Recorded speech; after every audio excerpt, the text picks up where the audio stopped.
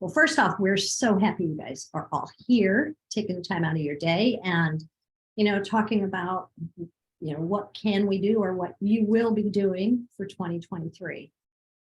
I was really inspired when I saw the theme for the Rose Parade this year called Turning the Corner, because whether you've been watching, whether you watched all of our friends on social media working on the floats, or you knew they were there, or you were there yourself, it was really inspirational to watch everything going on, but really knowing that we're turning the corner, rising above everything that's happening or has happened for the last few years. And we're not doing it alone. You're doing it with family, you're doing it with friends, you're doing it with your Flower Click friends here, whatever it is, it's we're not doing it alone.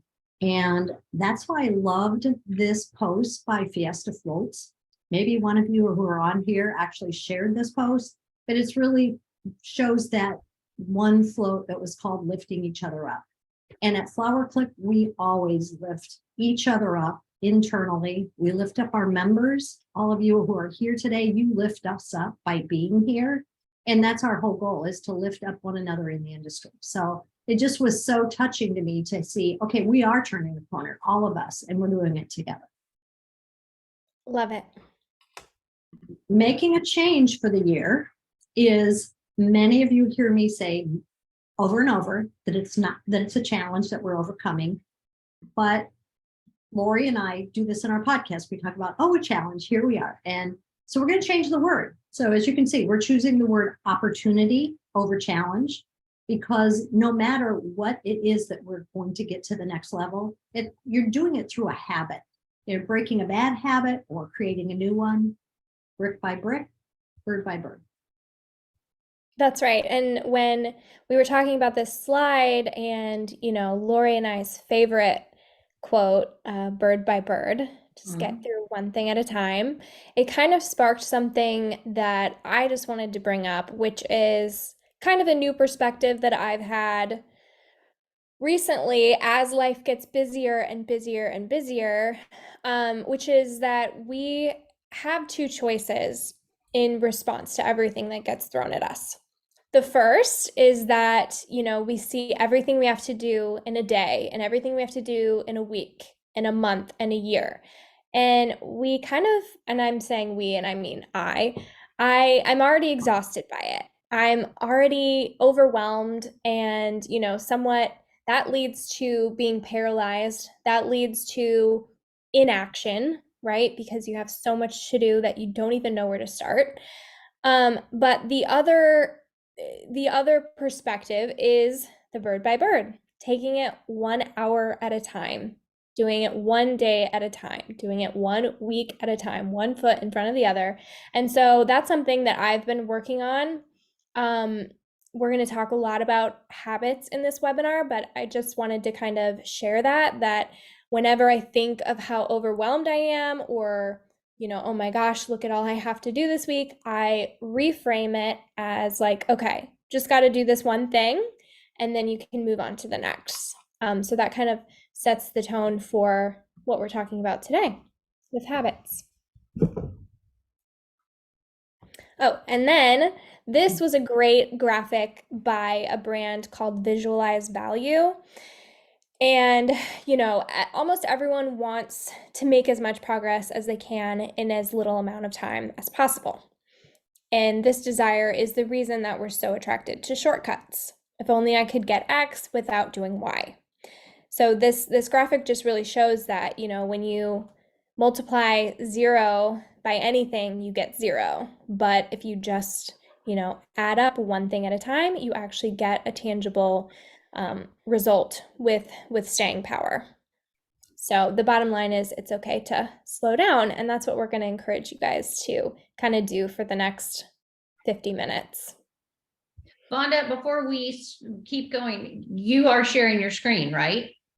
Because Heidi just chatted in. I think so. Yeah. It says you are sharing your screen. All right, okay. Perfect. So thanks for checking, though. Yeah. If anybody else can't see it, but right, should be there. And us at Flower Click here, we love a good quote. You're going to be seeing a lot of quotes throughout the next hour. So this is just the first of many. Every action you take is a vote for the type of person you wish to become. No single instance will transform your beliefs, but as the votes build up, so does the evidence of your new identity. Love that. So true. So before we get into all of the details of what we're going to talk about, we have kind of a big ask, and that is we want you to listen for the next 25, 30 minutes with an open mind, with a growth mindset. Many of you know that I speak very highly of the book called Mindset, and they talk about a fixed mindset or a growth mindset. And if you are here and you already have a pretty fixed mindset, meaning you don't think anything new is going to change the way your business is, then you may want to just pop off. and that's okay. We get it.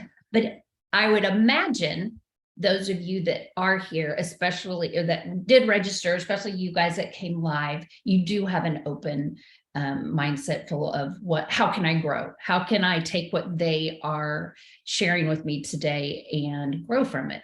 So sounds good. We don't want them to get annoyed at us. Is that what we're saying, Laura? Right. Exactly. So the task of building a good habit is like cultivating a delicate flower one day at a time. And we all know how that is, right? One day at a time with growing a flower, cultivating the flower.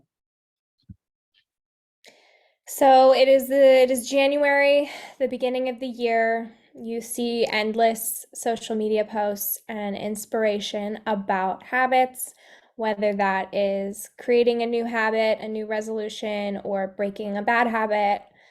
So first of all, just raise your hand if you've made a resolution or just an intention to make a new habit this year or break one that you're not happy with. So just want to get a little show of hands. And while you guys are doing that, let me just say that habits are the compound interest of self-improvement. So the same way that money multiplies through compound interest, the effects of your habits multiply as you repeat them. So while they make little difference on any given day, it's hard to see them in front of you, but 1 year from now, 5 years from now, 10 years from now, they really amplify, and the value of good habits and the cost of bad habits become quite obvious. So that's what we're going to talk about today. But if you want to go to the next slide. So, they say it takes 21 days to create a new habit or to break one.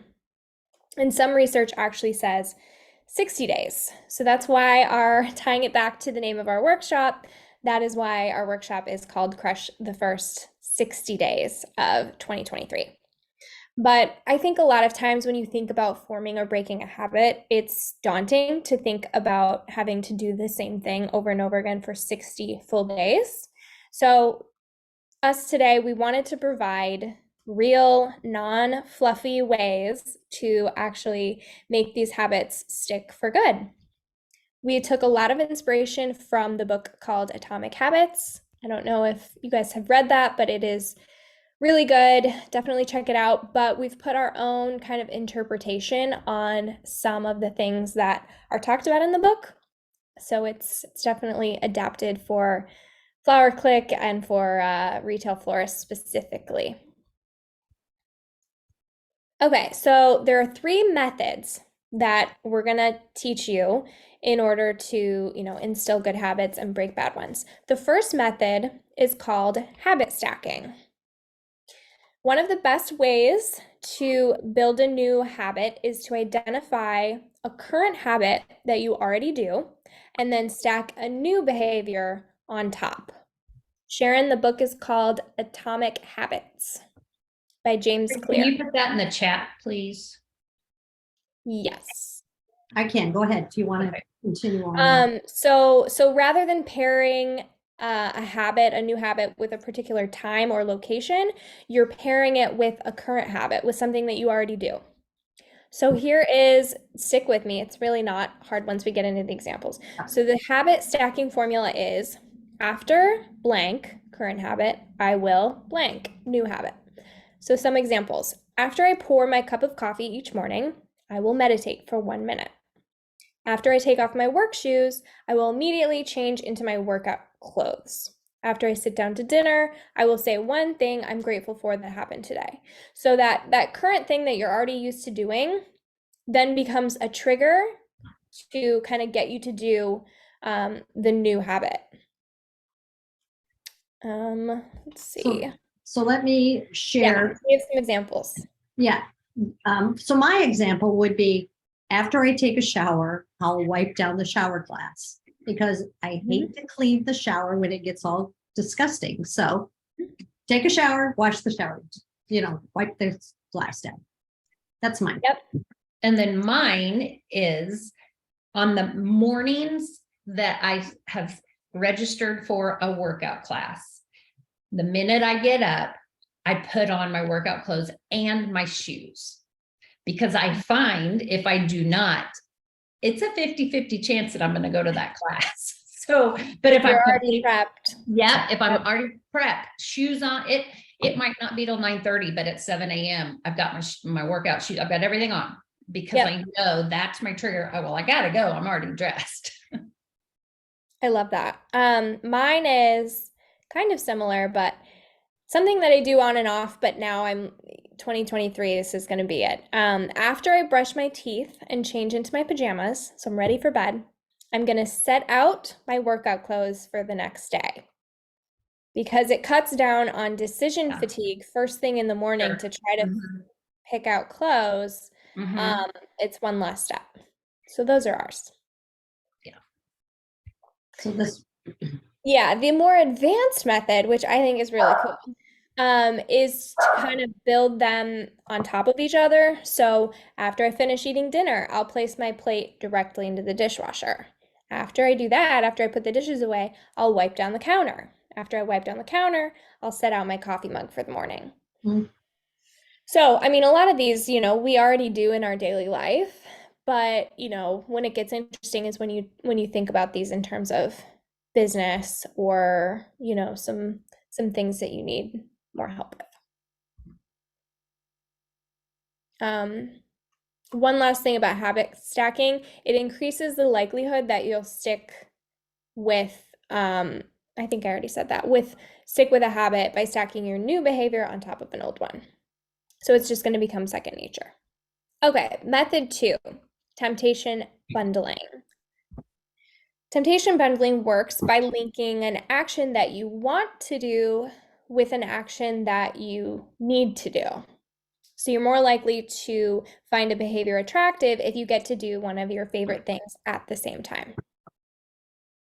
So I want to share, I was telling you guys about this yesterday, and I know we didn't talk about it today, but there was an interesting study that happened at the Wharton School of Business. They were testing these 3 different types of habit forming.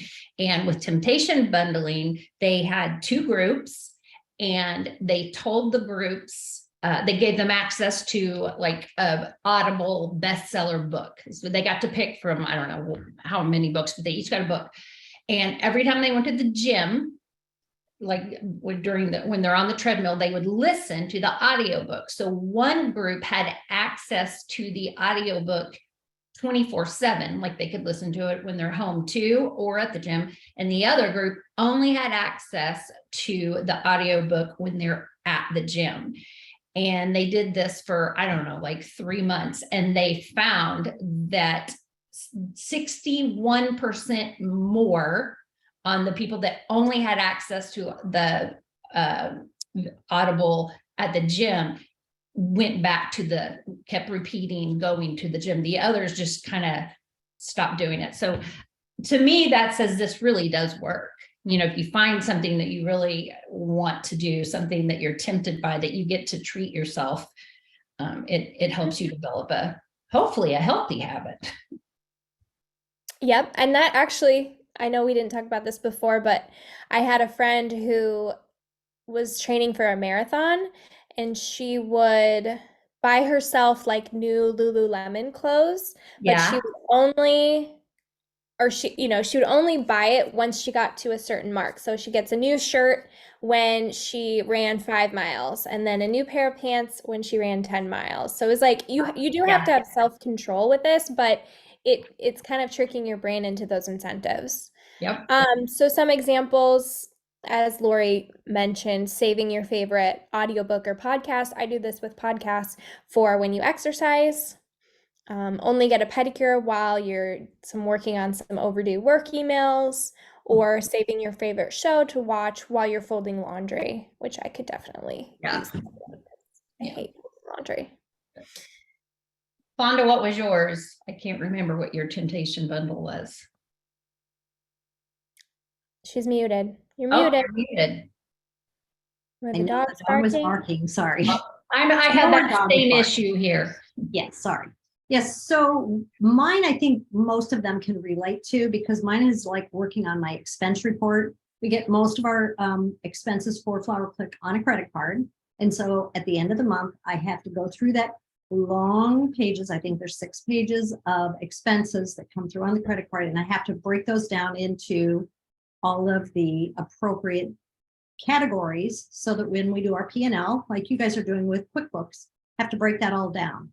So it takes an hour and a half or 2 hours, so it's not real long.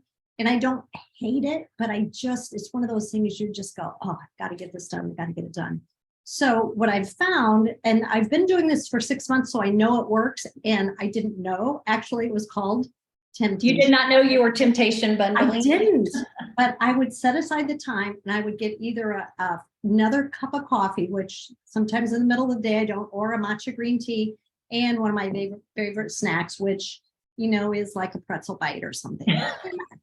I would set those there, and I would just work through it. Put a note on the door so nobody would bother me, and I would work through it. And I'm telling you, the reward then, of course, is when everything balances and you're like really excited and you're done. But it does take that temptation to get me to sit down and do it. So putting them together really did work.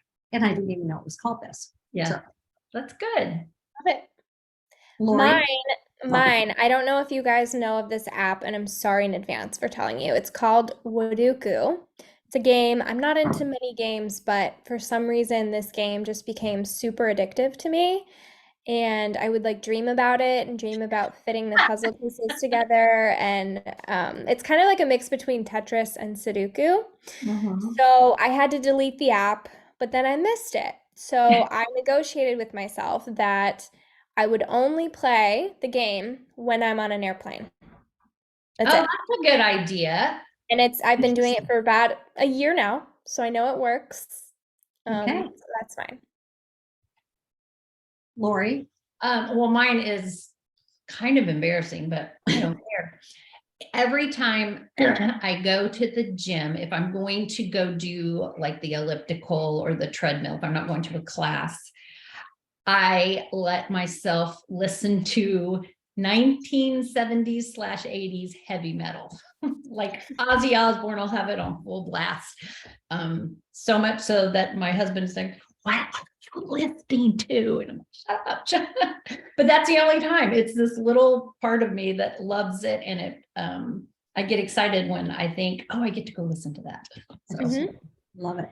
Love it. I feel like Joanne put in a good one in here. What did she say? Joanne Fernandez. Well, she did one for the habit right before this. After I have my first cup of coffee in the morning, I do a list. I create a list of to-dos in order of importance. I think that's Love it. genius. Yep. Christy, it's because we're both from Oklahoma. That's love it. I love my 80s rock. Yeah, there's Me as well. Love it. Love it. There's something about 80s music on the treadmill that you're just kind of dancing. I don't know. Okay, so method number 3, the last one, is the 2-minute rule. It's pretty self-explanatory here, but even when you know you should start small, it's easy to start too big. And the most effective way to counteract this tendency is the 2-minute rule, which states when you start a new habit, it should take you less than 2 minutes to do. So, these breaking down these bigger new resolutions or habits into small things in the beginning. So reading before bed each night becomes read 1 page. Doing 30 minutes of yoga becomes take out my yoga mat. Study for class, open my notes. Fold the laundry becomes fold 1 pair of socks. So you get the picture. Mm-hmm. Yeah, that makes So sense. what are ours?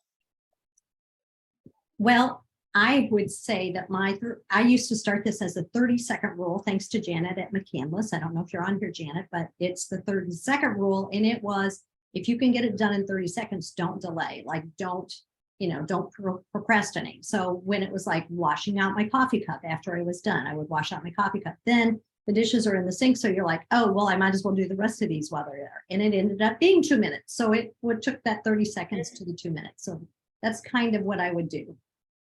Yeah, and I'm similar to you, where I had started disciplining myself before I even read this book. 5 minutes when I get my coffee in the morning, 5 minutes, pick stuff up and put it away. Because, I have a son that will leave 25 cups out and I slept through it. So, the other thing that has helped me so much. So did this start with what Susie just asked?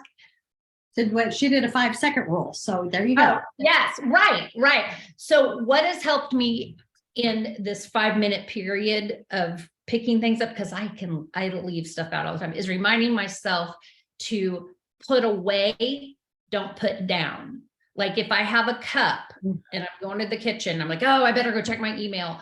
I have a tendency just to leave it there. And they're like, nope, don't put it down, put it away, put it in like Vonda was saying, put it in the dishwasher. Don't just keep it in the sink. And I think that is a good rule to implement in flower shops with your employees, like especially during super busy times, reminding them, don't put it down, put it away. So we know where it's going to be next time. Especially the ribbon. Oh, yeah. Away. Exactly. Put it away. Don't put down. Mine is about reading. So to me, reading seems like this luxurious 1 or 2 hour thing where it's like, oh, I don't have time for that. And I want to start reading in the morning when I wake up. So every morning I'll read 1 chapter of my book. That's mine. That's good. Which maybe would take more than 2 minutes, I guess, now that I'm thinking back, but it's still the same concept where you start very small. Jessie Hagan said that she had a manager that taught us that same, don't put down, put it away. And I think everyone needs a little sign in the back. Don't put down, put away. Yep. Okay, so now that we've kind of introduced these 3 habit building, habit forming methods, we're going to apply them, because this isn't about fluff. We're going to apply them to retail floristry specifically. So I'm going to pass it on to Vonda here and give some examples. So let's kind of get into it. And if you guys have questions as we're going, Audrey and Ellie and Lori will kind of take a look at this. But one habit that I think that many of us have, and for a reason, is something that we call reactive designing, right? And that is, if we look at the current process, there's a stack of orders that are sitting there when I come in the morning or in the afternoon. And as a designer, I take those assigned designs or orders that are given to me, or I get to pick out what I want to do. And I go in the cooler, I get the flowers, I make the design. I complete the order, put it out for delivery, and I repeat the process. Pick another order, get it done, put it in the delivery counter. And it's just, over and over again. What we're suggesting is habit stacking. And so same thing starts out in the day. I have the orders. I pick my orders or I'm assigned to them. I go in the cooler and I pick out the same flowers and I create 3 designs instead of a single design. 3 of the same design. Now, designers, you're with me here. You know that you can create 3 designs in almost the same amount of time as you can do 1. So it's not taking you that much time. It's not like you're delaying those other orders. You're just getting more orders done in a short amount of time, right? So now I'm going to take those orders. I'm going to complete the one, put a card on it, put it out for delivery. The other two, I'm going to put in the cooler. Now we can use them for a deal of the day when it comes in off our website. We can have the sales staff knowing what we have, and we're going to be selling that. And then it makes it easier for it to go out the door. So what we're doing, habit stacking, we're still doing the same habit. Instead of making one, we're making three. So I select my design, make three of the other. What we're crushing here in 2023 is low productivity. And we all know that right now productivity needs to be at its highest because we have challenges finding enough designers. So we can think of ways like this, stacking that habit to do three instead of one. It really will make a big difference. Vonda, it's not a challenge. It's an opportunity to find a designer. Thank you, Lori. See, I knew this was going to be tough this year. It's an opportunity to build in. It might not be an opportunity to find another designer, but it's an opportunity to solve that issue. Exactly. It's an opportunity to build into your designers and teach them habit stacking. So thank you, Lori. You're welcome. So I'm going to go back to controlling your cost of goods sold. And this again goes with that reactive ordering because flowers come in. Mondays are usually a big standing order day. Maybe you get them a couple times a week. You process the flowers. The orders come in from your website. You check your cooler. Oh, I don't have that. So you add the flowers to an inventory list, or else you call the wholesaler each time, depending on your process. And you order more flowers. You repeat the process. Flowers come in. We process the flowers. We repeat. What we want you to do is to be able to be aware of what you're spending and what your cost of goods sold numbers are. Because the more you can know what you're doing, as far as what you're buying, what you're selling, the more profitable you can be, the less waste you will have, right? So here we go. Here's the same process. We're doing the orders come in, we process the flowers. When that order come in, you need to gather that invoice so that you can keep when the flowers come in. Sorry, when the flowers come in, we want to gather that invoice and keep it all in the same place. Whether whoever's in the office needs to say, I want my invoices for fresh flowers right here. Maybe you're putting on a spindle by the back door, but that habit has to be, it goes to a certain place so I can keep track. Again, that I didn't add any steps here, just that every time flowers come in and you're processing flowers, take that invoice, put it in a certain place. That's going to happen multiple times a week. So let's take it to the next step, because that's an easy one. One person, you've created that habit stacking. The next one is the 2-minute rule. So you have somebody using 2 minutes just to add up all of those invoices, all of your fresh flower invoices, including delivery, because that goes into your fresh flowers, cost of goods sold, add them up, and that shows you the amount that's spent on your fresh flowers this week. Okay. Now, the second part might take that temptation bundling, right? Because it's going to take you a little bit more time to do this task. I mean, more than 2 minutes. So grab your favorite cup of coffee or drink or some kind of a treat, maybe chocolate. It's always good for us, right? Yes. Sit down, go to your point of sale system, pull up a report that shows just your fresh flower sales. Now, the reason I say it's going to take a little longer is because you're going to kind of have to sort through things the first time. And many of you Flower Click members, you know exactly what I'm talking about, and you've got this process. But if not, it's pretty easy. Look and see what has fresh flowers. Could be, casket sprays, funeral arrangements, could be vases of flowers, roses, any fresh flowers in that same date range as your invoices you have there. So that's what you're comparing. The number that you have in sales of fresh flowers from what you bought and what you sold. So your target number is less than 25%. So 25% is the highest that should be in fresh flowers. And so what you want to be able to do is take those two numbers and compare them. So what this does, it makes you feel less out of control. You need to be back into control and tracking that your cost of goods sold. That's your new habit, week in and week out. What happens a lot of times is like, oh, I've got it good. You know, I'm fine. I've been tracking them for 3 months, 4 months, 5 months. I'm fine. It doesn't take long to spiral out of control. So it's important to do that week in and week out to know those numbers. And we want to make it easy for you. Right, Lori?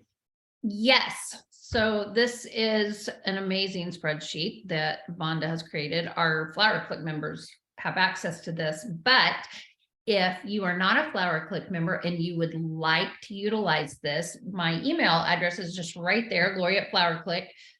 Take a screenshot if you want, or just email me and I can send you a downloadable spreadsheet just like this. So once you do your 2-minute rule on adding up your invoices and you do your temptation bundling, this is still now a 2-minute rule. It will take you less than 2 minutes to fill this out after you have those 2 things done. So it's 2 minutes, temptation, 2 minutes. So that's what we have on controlling your cost of goods sold, really tracking it every week.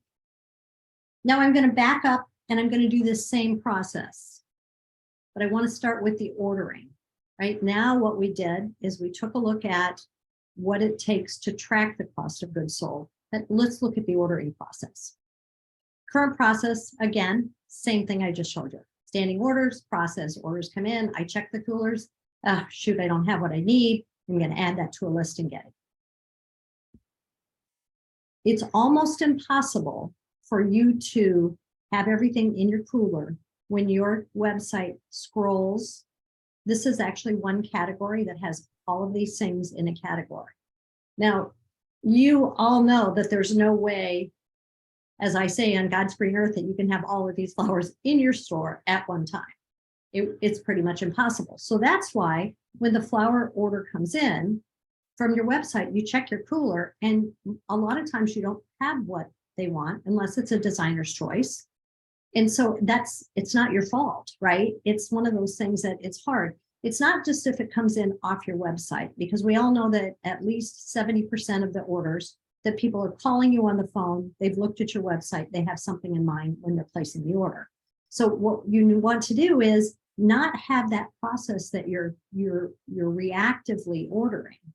This is the new process that it needs to be, is your website needs to have what you have in your store. So your standing orders arrive, you process your flowers. Because you've changed the standing order to reflect what you have on the website, you can look at the cooler and go, oh yeah, we have that. Another one, oh yeah, we have that. Customer calls, oh yeah, we have that. And the key to this, as you can see here with the circles, there's the same kind of flowers in multiple categories. So here's an anniversary and birthday. Most of the time when somebody's ordering for an anniversary, they're definitely not looking in the birthday category, right? So when you can see that we can use the same flowers, maybe in a different design, in the different categories. This saves you so much time, so much effort. It allows you to increase that productivity, because if you have done 3 arrangements of that bright pink and red and the hot colors, the next one that comes in or people are calling, chances are you will have what you need already finished or in production, ready to go. So this process is not very tempting, right? It is hard to do. It takes a lot of temptation to be able to get me to want to sit down and do this. It's very possible. You'll need to sit down, give yourself a lot of time. And what we suggest is 5 to 6 rows is all you want. You want to control what the customer is ordering. It's in your benefit. You want to have what you sell and sell what you have. I mean, we say that all the time. So if you're stuck here and you don't have enough time to get all of this done before Valentine's Day or after, whatever, it is so important for you, your productivity and your profitability to be able to put that on. So what we can change in this habit is the product that we're offering on your website. We need to change that so it reflects what you're going to have in the store. So what you're offering, what you're selling is going to be your choice. You're making the difference. The customer will never know. The customer doesn't know that. You will know your designers will know, but nobody else will. So your reward, you're going to save time ordering. You're going to have more money because you have little waste, and you're in control, not your website, not your customer, but you and your staff. So you crushed both waste and profit, or a loss of profit. So there we go, Ellie. I'm going to turn it over to you. Okay, so we just have some quick hitters, 2-minute design habits in the design room for you and your team. Just a few ideas. So first one is, when there are less than 5 stems of flowers in a bucket, I will consolidate the flowers into another bucket, bring the empty bucket out of the cooler, and dump the water. I know this is a huge complaint by a lot of flower shop owners, so it's a good one to start in the new year for your team. Another one is, every morning, midday, and afternoon, or 3 times daily, I will spray my work surface and my tools with DCD to keep a clean and sanitized workspace. And then this last one is Vonda's favorite. When you are standing on a pile of stems, sweep them up and throw them into the trash. The goal is not to try to get taller by the end of the day from sitting on the stems. It's to be clean. So there we go. Yeah, so that might hopefully spark a little inspiration for you guys to implement some quick 2-minute design habits for you and your team. yeah, and think of some others, right, that they could add to the list. Okay, Lori. I know this was a big one. We had a lot of. This was a big one. This is asking about this. Yes, this is one that I deal with probably weekly when I'm talking to managers or flower shop owners. And the habit, as I'm looking at this, I realized I should have said lack of delegating, because that's the habit a lot of the people that I know that own flower shops are in. So the current process, your natural tendency, not talking about everyone, but Susie says, why are you standing on a pile of stems? Yeah, you go ahead. I'll So this is what I hear when I'm talking to shop owners and they're just so crazy busy, they can't even see straight. And I ask them about their employees and they say things like, well, I handle all the business issues. I don't trust them yet. Maybe someone hasn't quite been here long enough. The biggest one I get is, well, they just don't do it right.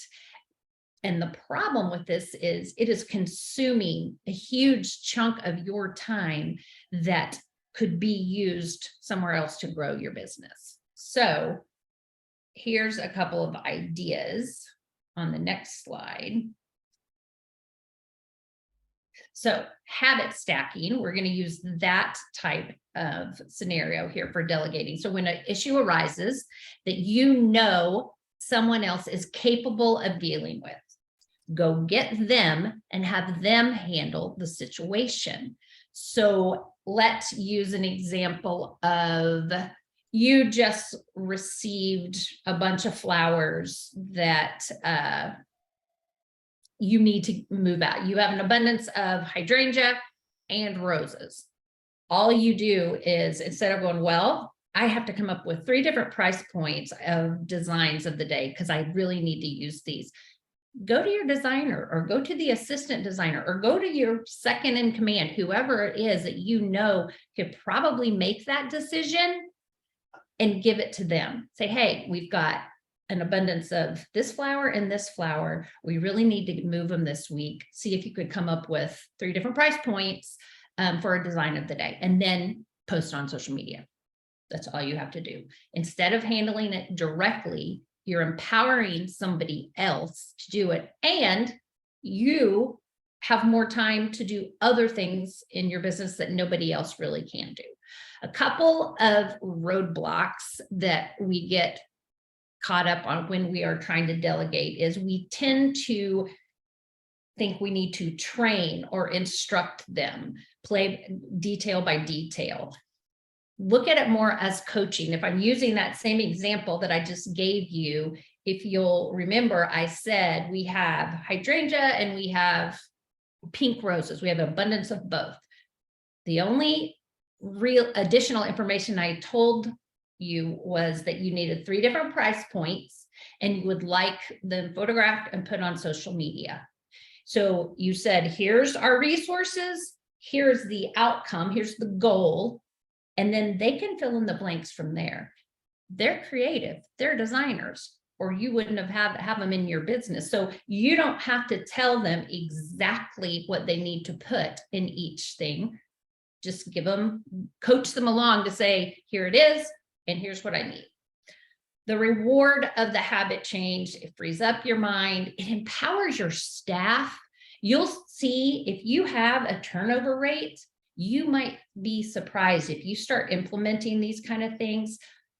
Employees tend to stay where they feel valued and empowered. I love Lori, that. would you say that maybe another roadblock is that you are worried that they're going to mess it up? Yes. And would you say that maybe your advice would be they probably will mess it up, and you have to be okay with that? I think that's where like the mindset shift happens, is like, I know they're not going to do it how I want it. Right. I know they might make a mistake that I might have to clean up, but it's going to be it's playing the long game. You're going to have to expect that. I mean, we talk about that all the time in shop talk or any of our sales training. Ellie, when you and I did the whole boss bonus course, we talk about that. When you're empowering your employee, you're doing it with the expectation they are going to mess it up a time or two. But that's where you come in and recoach. You don't go in and fix it and go, this is why I can't give anything to anybody else. You talk to them about what you see and maybe what they need to do better. It takes a lot. And I think this is in another slide, actually. I think it's the next one. Next one. Maybe it's just a slide in my head. There it is.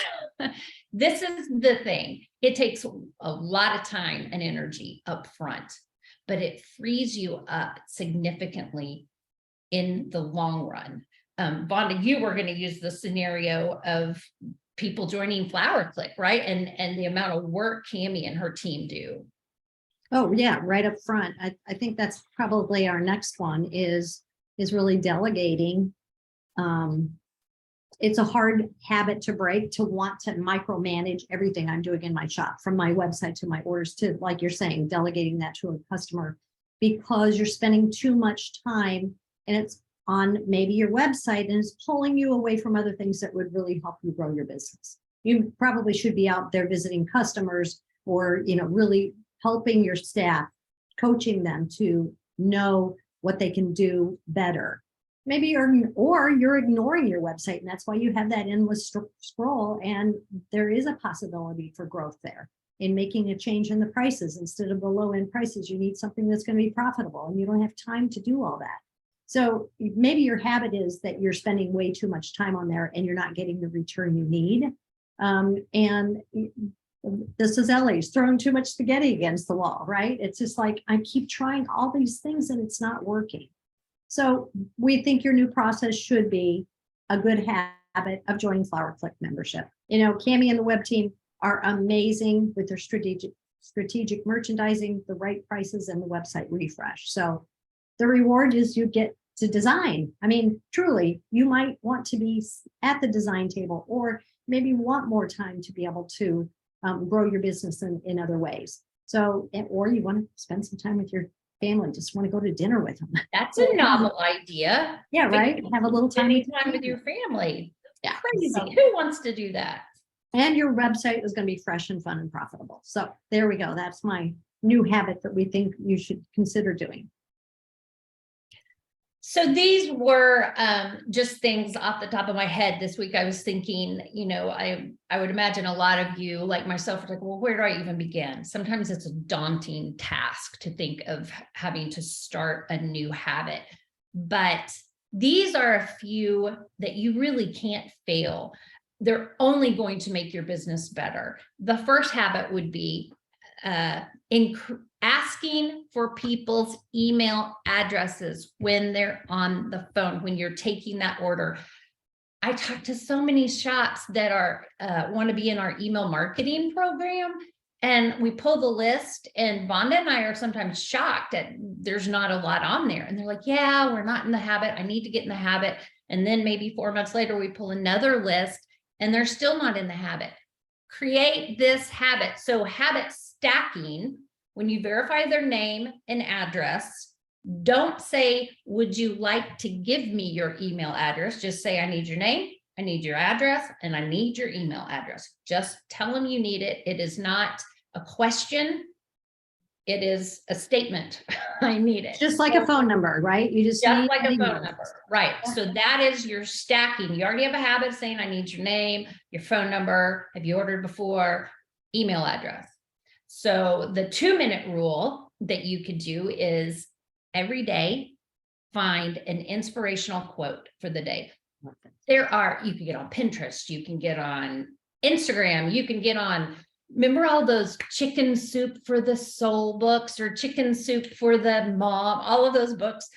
My dad, when I was in high school, he was not a touchy-feely guy, but every morning he would write some sort of inspirational quote on a Post-it note and come into my room and slam it on my door to wake me up in the morning for school.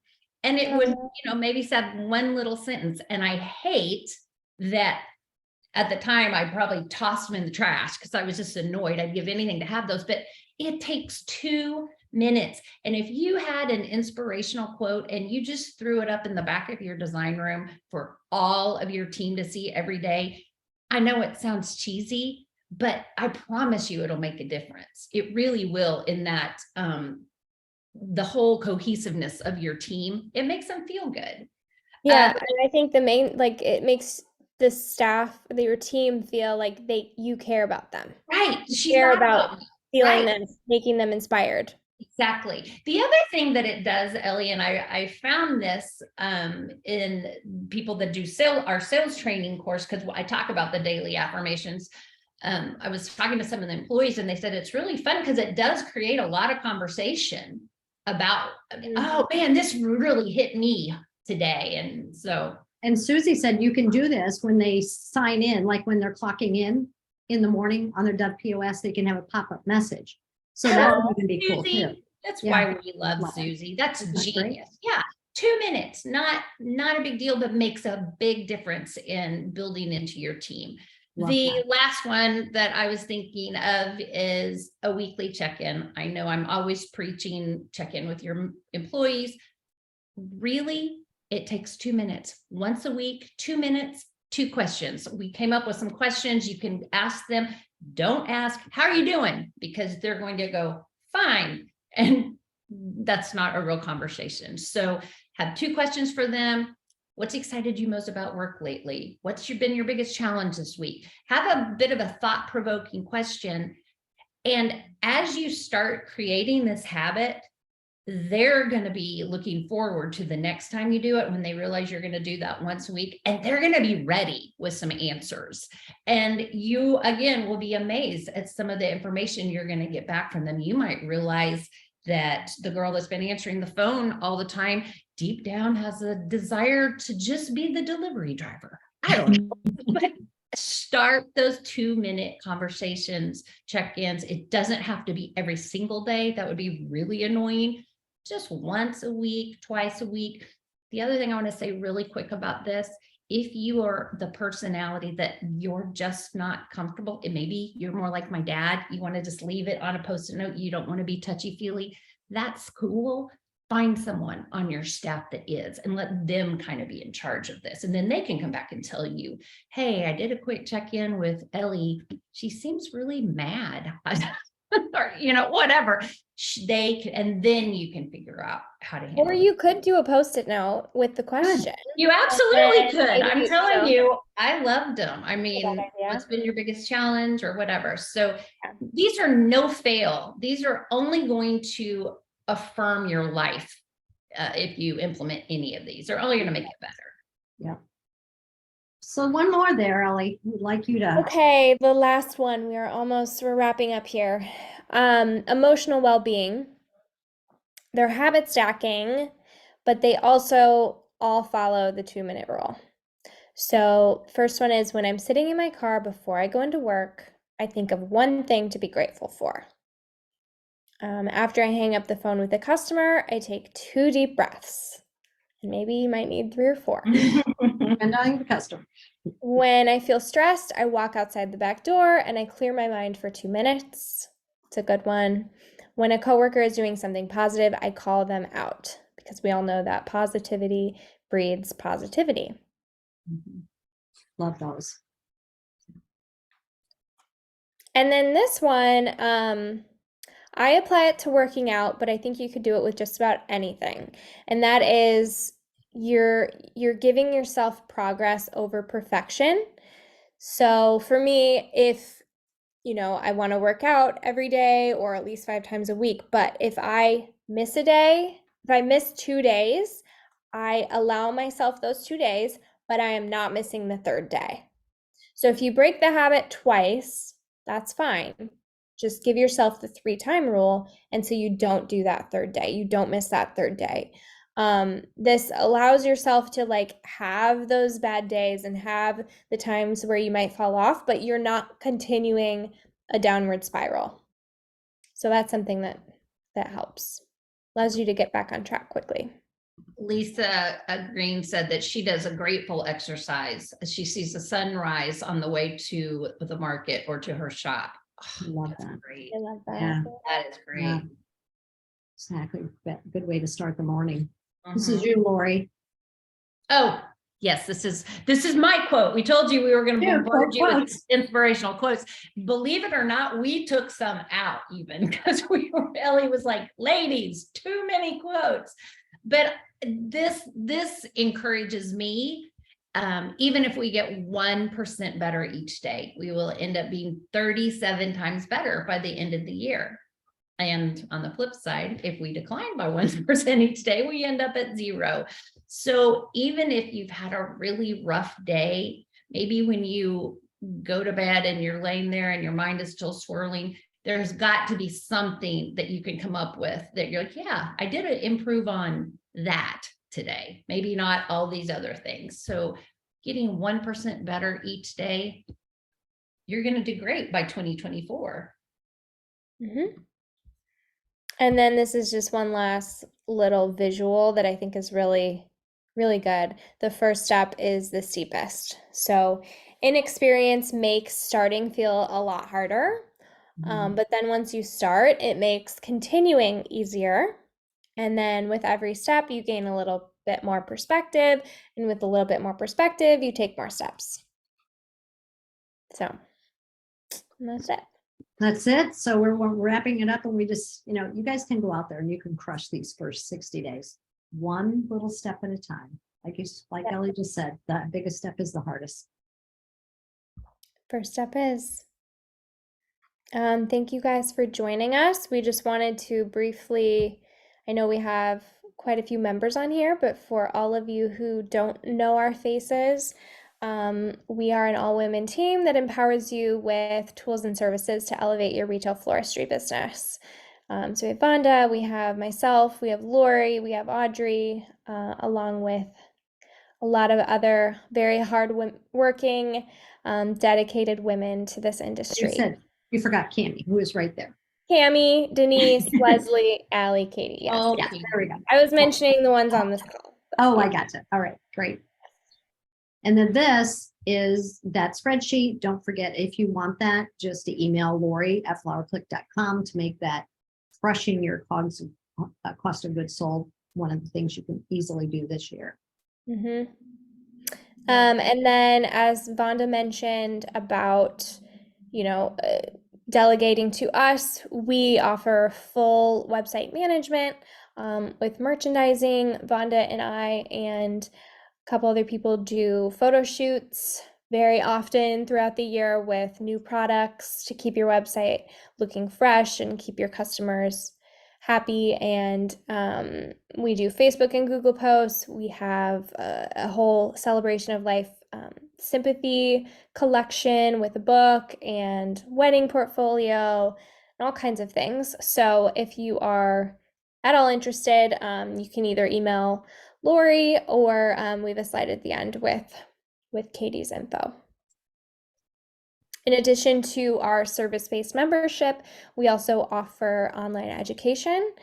Another point for delegation is that you can, easily buy one of these courses to delegate if you need to train your staff on new skills. Maybe you have a new employee or someone that could use some help. We have sales prep school, which is Lori's fourthborn child. We have flower prep school, which really could take a delivery driver to a designer. We have sympathy prep school, which is all about sympathy design and growing your sympathy business. And then our last one is the real life retail florist. And many of you on this call probably already are real life retail florists, but there is, there's always more to learn. So we really cover a lot in this very cohesive course. It's our biggest one yet. But also, Vonda mentioned at the very beginning, we're all here to support each other and lift each other up. So if you know somebody who maybe just bought a flower shop and they're in over their heads, or somebody who wants to start a flower shop, this is exactly who we designed this course for. All kinds of people, but yeah. So if you have any people that would benefit, please send them our way. And then lastly, if you want to know about FlowerClick in 5 minutes, Katie at flowerclick.com. She's our director of sales. She can give you a helpful PDF guide that really goes in depth on all that we have to offer. Sounds great.